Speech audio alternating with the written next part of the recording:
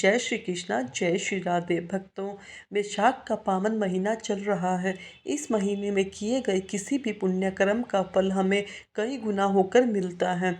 इसलिए हमें अधिक से अधिक पुण्य कर्म करने चाहिए। इस मास में ब्रह्म मुहूर्त में स्नान, पूजा पाठ, दान, व्रत आदि का विशेष नियम है। वैशाख मास के कृष्ण पक्ष की चतुर्थी को जाने वाला व्रत वैशाख संकटी गणेश चतुर्थी व्रत कहलाता है। वैशाख संकटी गणेश चतुर्थी व्रत गणेश जी के नियमित करके भक्त गणेश जी की विशेष कृपा के पात्र बनते हैं।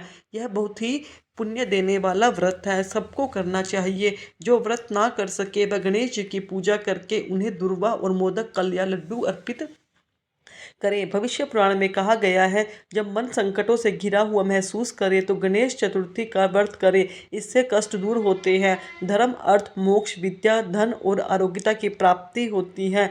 अब आज इस वीडियो में आपको अपने अति पावन वैशाख संकटी चतुर्थी व्रत की कहानी सुनाई जाती है।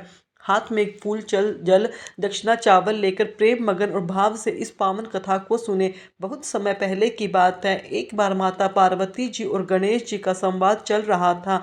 माता पार्वती ने गणेश जी से पूछा, पुत्र, वैशाख महीने के कृष्ण पक्ष में जो संकटा नाम की चतुर्थी कही गई है, उस दिन गणेश का किस प्रकार से विधि विधान से पूजन करना चाहिए? उस दिन भोजन में क्या ग्रहण करना चाहिए? गणेश जी ने उत्तर दिया, हे माता, वैशाख कृष्ण चतुर्थी के दिन व्रत करना चाहिए। उस दिन वक्रतुंड नामक गणेश की पूजा करके भोजन में कमलगट्टे का हलवा लेना चाहिए।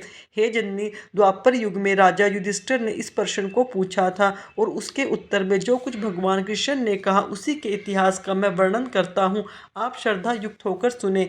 एक समय श्री कृष्ण ने राजा युधिष्ठिर से कहा कि हे राजा युधिष्ठिर, इस कल्याणदात्री चतुर्थी का जिसने व्रत किया उसे जो फल प्राप्त हुआ वो मैं तुमसे कहता हूँ, ध्यान से सुनो। प्राचीन काल में एक रतिदेव नामक प्रतापी राजा हुए। जिस प्रकार आग तृण समूहों को जला डालती है, उसी तरह वो अपने शत्रुओं के विनाशक थे। उनकी मित्रता यम, कुबेर, इंद्रा आदि देवताओं से थी।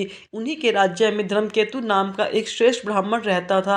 उसकी दो स्त्रियां थीं, एक का नाम सुशीला और दूसरी का नाम चंचला था। सुशीला नित्य ही कोई न कोई व्रत करती थी, फलतः उसने अपने शरीर को दुर्बल बना लिया था। इसके विपरीत चंचला कभी भी कोई व्रत उपवास ना करती थी, भरपेट भोजन खाती थी। साथ में सुशीला को एक सुंदर लक्षणों वाली एक कन्या प्राप्त हुई। दूसरी तरफ चंचला को पुत्र रत्न की प्राप्ति हुई। यह देखकर चंचला बारंबार सुशीला को ताने देने लगी। बोली, अरे सुशीला, तूने इतने व्रत उपवास करके शरीर को जर्जर बना डाला, इस कन्या को ही जन्म दिया। मुझे देख, मैंने कभी कोई व्रत तप नहीं किया, फिर भी मैंने एक हष्टपुष्ट बालक को जन्म दिया। अपनी सोच का व्यवहार सुशीला के हृदय में चुभने लगा। पतिव्रता विधिवत गणेश जी की उपासना करने लगी। जब सुशीला ने भक्ति भाव से संकट नाशक गणेश चतुर्थी का व्रत किया तो रात्रि में वरदायक गणेश जी ने उसे दर्शन दिया। श्री गणेश जी ने कहा, हे सुशीले, तेरी आराधना से हम अत्यधिक संतुष्ट हैं। मैं तुम्हें वरदान देता हूँ, तेरी कन्या के मुख से निरंतर मोती और मूंगा झड़ते रहेंगे। कल्याणी, इससे तुझे सदा प्रसन्नता रहेगी। सुशीले, तुझे वेद शास्त्र नामक ज्ञाता एक पुत्र भी प्राप्त होगा। इस प्रकार का वरदान देकर गणेश जी अंतर्ध्यान हो गए। वरदान प्राप्त करके फलस्वरूप उस कन्या के मुख से सदैव मोती और मूंग झड़ने लगे। कुछ दिनों के बाद सुशीला को एक पुत्र उत्पन्न हुआ। तदंतर धर्मकेतु का स्वर्गवास हो गया। उसकी मृत्यु के अनंतर चंचला घर का सारा धन लेकर दूसरे के घर में जाकर रहने लगी, परंतु सुशीला पति गृह में रहकर ही पुत्री और पुत्री का पालन पोषण करने लगी। उस कन्या के मुख से मोती मूंगे गिरने के फलस्वरूप सुशीला के पास थोड़े समय में ही बहुत सा धन एकत्रित हो गया। इस कारण चंचला उसे ईर्ष्या करने लगी। एक दिन हत्या करने के उद्देश्य से चंचला ने सुशीला की कन्या को कुएं में धक्का दे दिया। उस कुएं में गणेश जी ने उसकी रक्षा की और बालिका को सकुशल अपनी माता के पास लौटाकर भेज दिया। उस बालिका को जीवित देखकर चंचला का मन अग्नि और द्वेष से भर उठा। वह सोचने लगी, जिसकी रक्षा भगवान कर रहे हैं उसे भला कौन मार सकता है। इधर सुशीला अपनी पुत्री को पुनः प्राप्त करके बहुत प्रसन्न हो गई। पुत्री को छाती से लगाकर उसने कहा, हे गणेश जी महाराज, मुझे पुनः आपने जीवन दान दिया है, इसके लिए आप बहुत धन्यवाद। अनाथों के नाथ गणेश जी हैं। चंचला आकर उसके पैरों में नतमस्तक हो गई। उसे देखकर सुशीला के आश्चर्य का ठिकाना नहीं रहा। वो चंचला अपनी गलती पर पछतावा करती हुई हाथ जोड़कर कहने लगी, बहन सुशीले, मैं बहुत ही पापिन और दुष्ट हूँ। आप मेरे अपराधों को क्षमा कर सकती हो तो आप दयावती हैं। आपने दोनों कुलों का उद्धार किया है। जिसके रक्षक स्वयं देवता हो, उसका कोई मानव क्या बिगाड़ सकता है। जो लोग संतों और सत्पुरुषों में दोष रख देखते हैं, वही अपनी करनी से स्वयं नाश को प्राप्त होते हैं। इसके बाद चंचला ने उसे कष्ट निवारक, पुण्यदायक, संकट नाशक गणेश जी की महाराज के व्रत को करना शुरू कर दिया। श्री गणेश जी के अनुग्रह से परस्पर उन दोनों में प्रेम भाव स्थापित हो गया।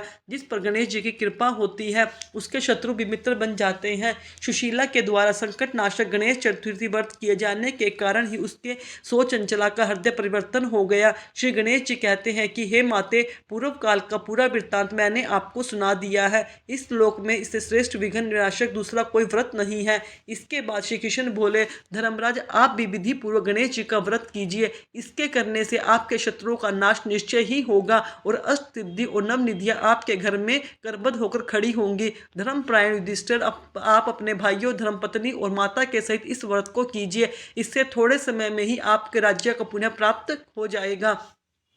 गणेश जी महाराज, आपने जैसे चंचला की बुद्धि को सुशीला का साथ दिया, वैसे ही इस कहानी को कहते सुनते, हुंकारा भरते, सबके ऊपर कृपा बनाए रखना, सबके संकटों को हरना। बोलो गणेश जी महाराज की जय। अब तो आपको थोड़ा सा पूजन विधि के विषय में बताती हूँ। देखो, वैशाख महीने के कृष्ण पक्ष की चतुर्थी को गणेश जी के वक्रतुंड स्वरूप की पूजा की जाती है। प्रातःकाल उठ के स्नान करके गणेश जी के सामने दोनों हाथ जोड़कर मन ही मन इस व्रत का संकल्प करे। कहे, हे वक्रतुंड गणेश जी, मैं चतुर्थी व्रत को करने का संकल्प करती हूँ। आज मैं पूरे दिन निराहार रहकर आपके स्वरूप का ध्यान करूंगी। शाम को आपका पूजन करके चंद्रोदय के बाद अर्घ्य देने के बाद भोजन ग्रहण करूंगी। संकल्प के बाद पूरा दिन गणेश जी की महाराज को ध्यान में व्यतीत करके शाम को स्नान करके स्वच्छ वस्त्र धारण करके विधि पूर्वक धूप दीप अक्षत चंदन सिंदूर नैवेद्य से गणेश जी की पूजन करें। पूजन के बाद चंद्रमा निकलने पर पूजन करके अर्घ्य स्थापित करें और वैशाख चतुर्थी कथा सुने और अथवा लोगों को सुनाएं। पूजा के बाद कमलगट्टे के हलवे का भोग लगाएं। फिर भोजन में स्वयं भी बोले, जय गणेश जी महाराज की जय, जय गणेश जी महाराज की जय, ओम गण गणपते नमः। इस मंत्र का लगातार जाप करते रहिए। आपके ऊपर गणेश जी की असीम कृपा रहेगी। गणेश जी आपके जीवन के सभी संकटों को हर लेंगे। बोलो गणेश जी महाराज।